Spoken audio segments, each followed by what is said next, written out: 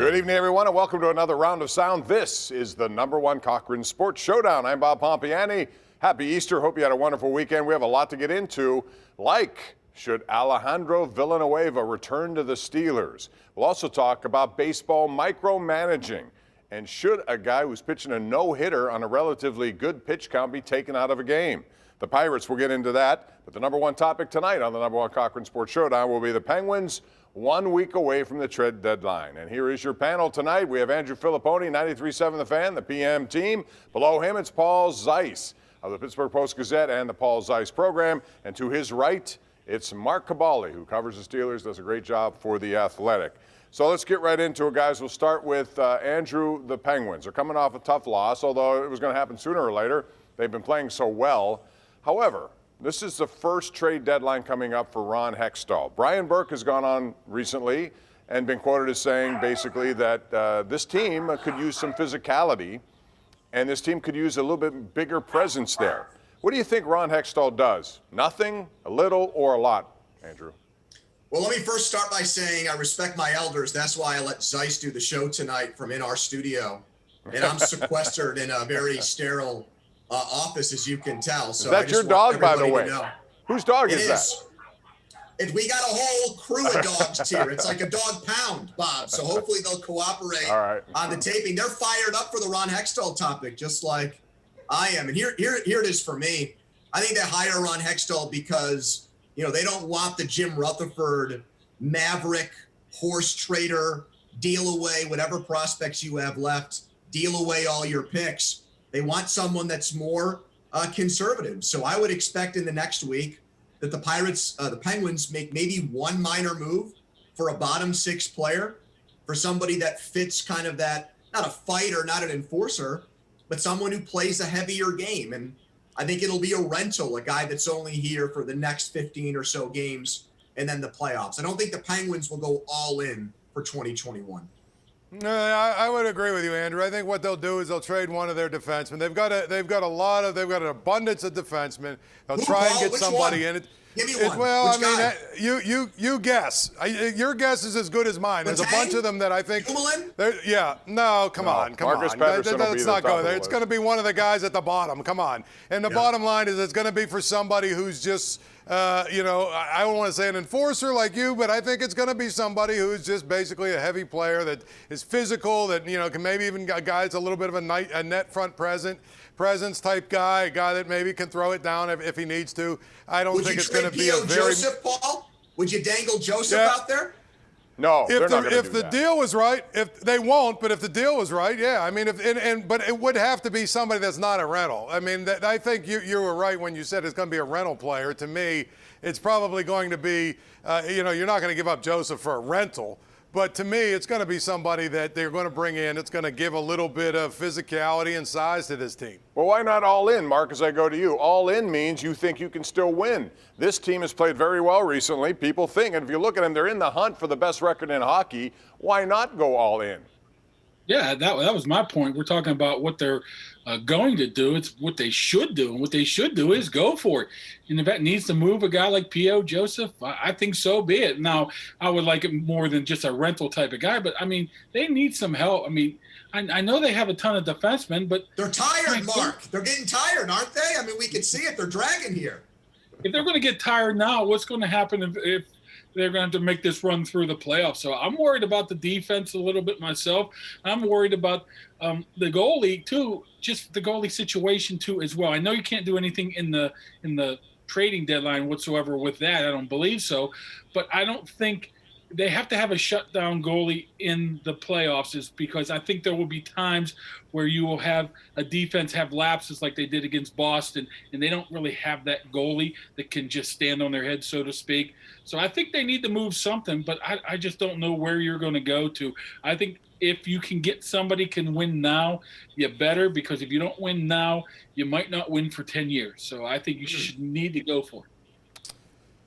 Well, I would say one thing is the goalies have really been shut down goalies for, outside of yesterday.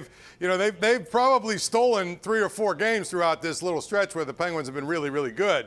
There's been a couple of games where they were absolutely assaulted by, pucks, and they were able to stop them all. And if they were just a little bit not quite as good as they had played, the Penguins probably have 2 or 3 more losses. So I'm not saying that these two guys are superstars, but I think they've played at a high enough level where you say maybe they can be the guys in the playoffs. All right, Andrew, let me ask you this. Wait, let me ask you this because I want to get this in.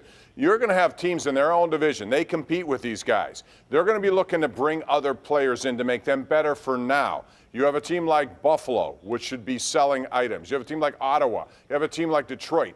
Teams in their division are going to try to get better, and it will affect, I think, how Ron Hextall thinks. Don't you think?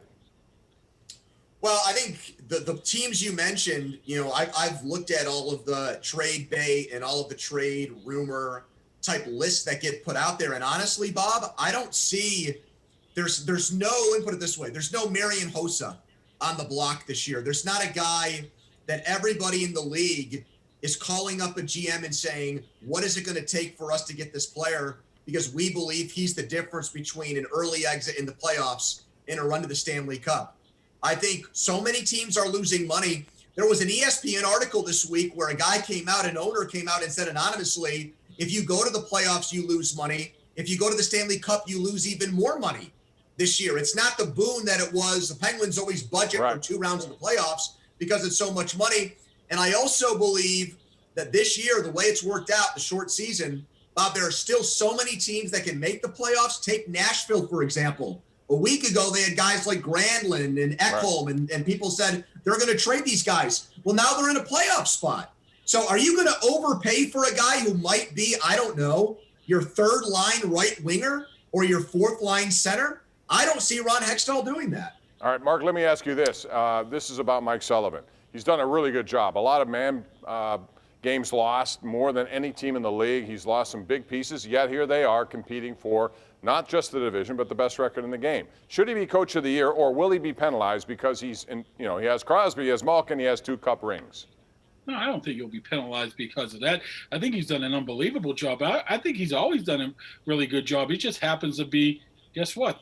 The players are actually listening to him a little bit this time around, and it's funny how when something like that happens, how well you're going to play. I think regardless of that, I think he's definitely going to be judged on what happens in the playoffs. I know that has nothing to do with the awards or anything like that, but if he comes and has 4 straight losses in the playoffs like they did the past couple of years, he's just going to be considered another one of those coaches, and he's going to be on the chopping block potentially again midway through next season if they get off to a bad start. Like I said, I think he's done a tremendous job of what he's been able to do, but it doesn't really matter. I mean, coach of the year, whatever. I think he needs to be able to do this in the playoffs, and I don't know if they're going to be able to do that just because they tend to play a different style once they get into the playoffs, and I think we've noticed that the past couple of years. Well, this gets back to something that I know, Paul, you've brought up on Twitter. I've seen it. You're a must-follow on Twitter.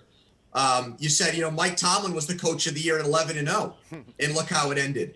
There's still a lot of hockey left. Should Sullivan be considered because of all the injuries? Absolutely. I think he's off of radars because people just assume with Sid and with the team they have that they're always a cup contender. So how much does the coach actually matter? I think it comes down to this, Bob, for the award. Where does Florida finish? Because if the Panthers beat out the Lightning and win that division, I think they'll give it to Joel Quenneville just because that team hasn't had a lot of success in the last few years. Paul, 20 seconds. No, that's what I was going to say. Absolutely. I mean, the Penguins could still finish 4th. And I think most people pick them to 5th or 4th, or probably right around 4th or 5th. So I think you have to let the season play out before we say. I mean, obviously he's done a great job till now, but we've seen this team sort of turn on their coach pretty quickly. So I don't know if it's going to continue. When we come back, we're going to talk about micromanaging in baseball. I don't know about you, but it's on my nerves. We'll also talk about Mitch Keller. What actually is he right now to the Pittsburgh Pirates? That's coming up as we continue. It's the #1 Cochran Sports Showdown right here on KDKA-TV.